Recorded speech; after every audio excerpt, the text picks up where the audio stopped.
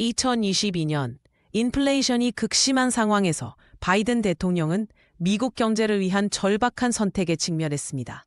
물가 안정을 위해서는 유가를 반드시 낮춰야 했고, 그 해결책으로 이란과의 핵 협상을 통한 석유 수출 금지 해제와 사우디의 증산 두 가지 카드가 있었습니다.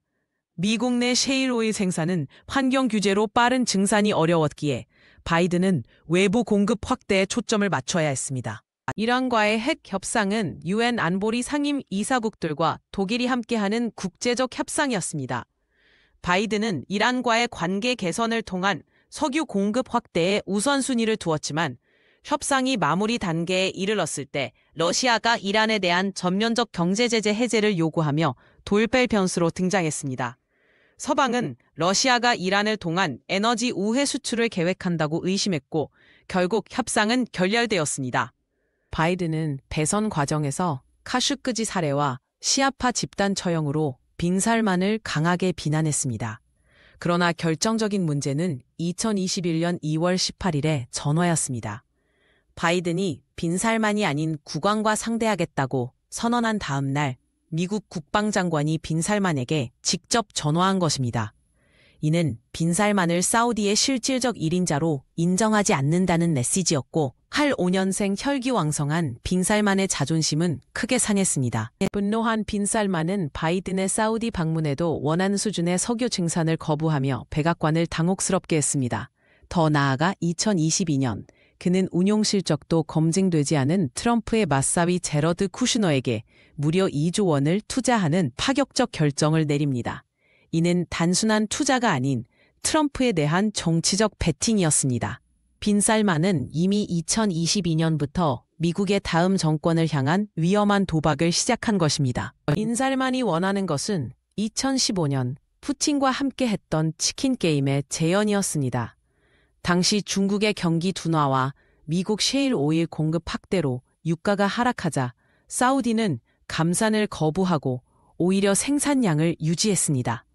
결과적으로 유가는 배럴당 25달러까지 폭락했지만 생산 원가가 낮은 사우디는 버틸 수 있었던 반면 다른 산유국들은 극심한 고통을 겪었습니다. 이 전략으로 사우디는 주도권을 강화했었습니다. 치킨 게임의 승자였던 사우디와 고통을 견디던 러시아는 2016년 9월 중국 항저우 G20 회담에서 비밀 회담을 가졌습니다. 그 결과는 알제리 합의로 이어졌고 역사적인 오펙 플러스 체제가 탄생했습니다.